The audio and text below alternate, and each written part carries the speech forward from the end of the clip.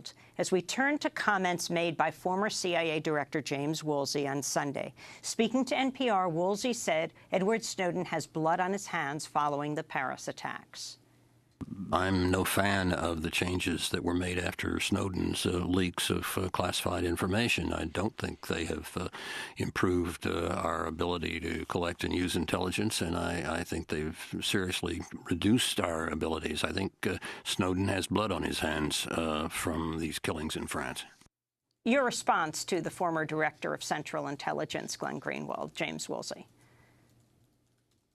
First of all, it's absolutely remarkable that James Woolsey, of all people, is the person who has been plucked to be the authoritative figure on the Paris attacks by leading media outlets such as CNN and MSNBC News, when he is by far one of the most extremist and radical neoconservatives ever to be puked up by the intelligence world. He not only was one of the leading advocates of attacking Iraq, he was one of the leading proponents of all of the lies that led to that invasion and has been calling for war and other sorts of really extremist policies and disseminating lies to the American people for decades.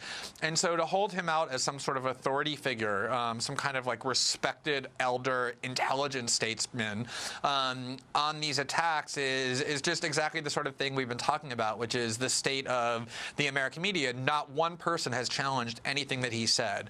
I should also note that what this really is about is this really shameless effort on the part of the CIA and other government officials to exploit the emotions that have been generated by watching the carnage in Paris for all sorts of long-standing policies. If you go back to 2013, the very same James Woolsey went on Fox News and he said, this was 2 years before the Paris attacks, not only do I think Edward Snowden is a traitor, I think he should be hung by the neck until he's dead. That's the mentality of the kinds of people who the media is holding out as our leading experts. And again, as far as who has blood on their hands, there's zero evidence that the attackers used encryption or anything else that was revealed as a result of Edward Snowden, but there's lots of evidence that the CIA utterly failed in their mission and that the U.S. government has done all sorts of things unwittingly to strengthen ISIS. And so I think if you want to talk about who has blood on their hands,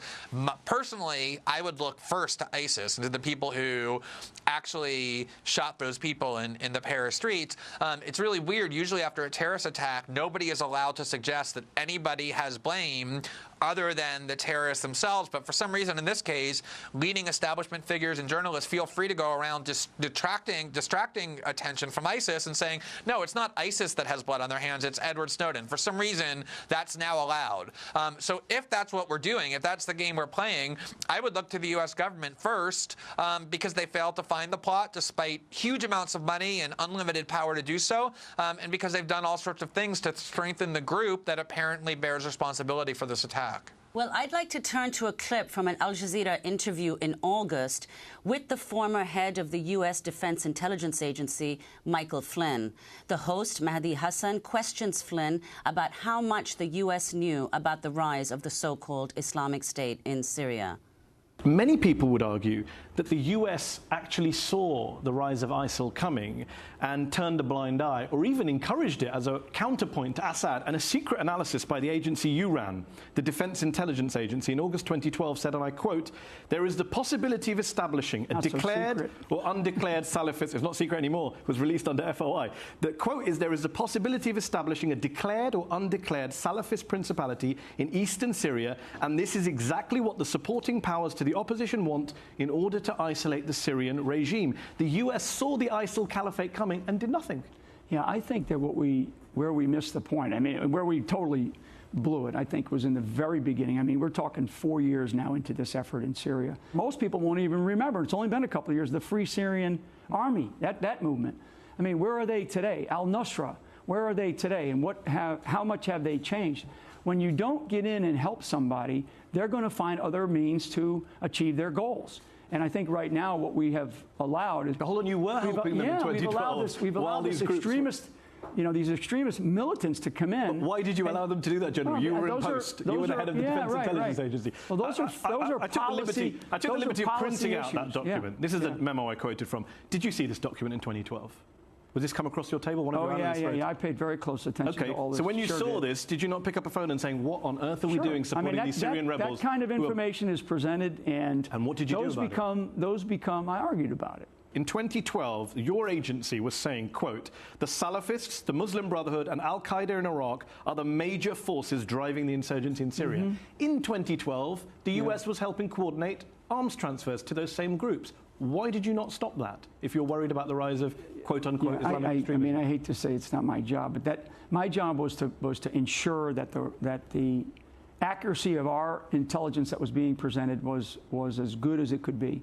And I will tell you, it goes before 2012. I mean, when we were in Iraq, and we still had decisions to be made before there was a decision to pull out of Iraq in 2011.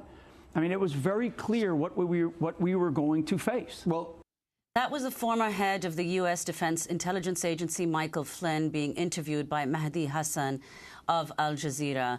So, Glenn Greenwald, could you respond to that interview and also explain, you've said repeatedly that the U.S. media tends to simply echo what U.S. government and military officials say. Explain what you think accounts for that. Well, first of all, that clip is unbelievable. It is literally one of the three most important military officials of the entire war on terror, General Flynn, who was the head of the Defense Intelligence Agency. He's saying that the U.S. government knew that by creating a vacuum in Syria and then flooding that region with arms and money, that it was likely to result in the establishment of a caliphate by Islamic extremists in eastern Syria, which is, of course, exactly what happened. They knew that that was going to happen, and they proceeded to do it anyway.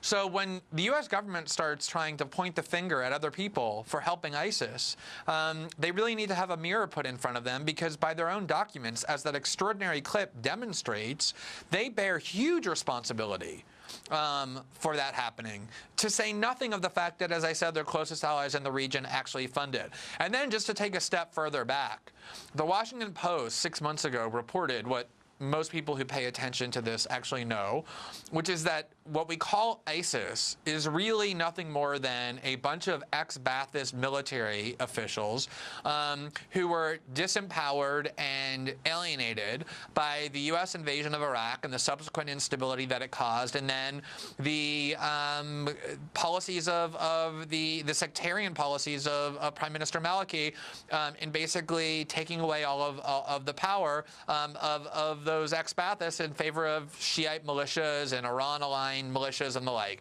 And so essentially what I think everybody at this point understands is that the reason there is such a thing as ISIS is because the U.S. invaded Iraq and caused massive instability, destroyed the entire society, destroyed all of the infrastructure, destroyed all order, and it was in that chaos that ISIS was able to emerge. So again, if you're looking for blame beyond ISIS, the U.S. government is a really good place to look.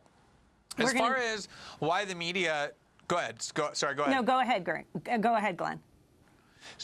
So as far as why the media is willing to sort of spread these claims so uncritically, I mean, there are complicated reasons. I mean, one is that the media itself is very nationalistic, and they get wrapped up and caught up in this sort of uber patriotism and jingoism as much as non-journalists do, and see the world through that lens. Another is that they spend a huge amount of time with these government officials. They are in the same socioeconomic sphere.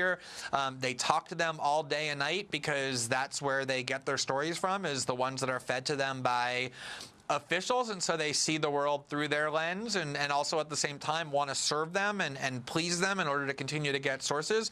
A lot of these people are people who work for large corporations, and large corporations want to keep positive relations with the U.S. government, and so report favorably on them rather than in a way that would anger the government, because that's not in their interest to do. And then finally, there's a lot of resentment and bitterness to the Snowden reporting among lots of journalists because they were excluded from the story.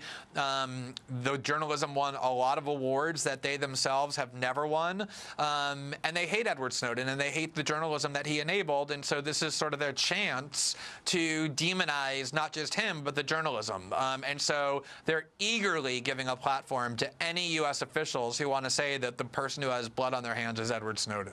We're going to go to break, then come back. We're talking to the Pulitzer Prize-winning journalist, Glenn Greenwald. We'll be back with him in a minute.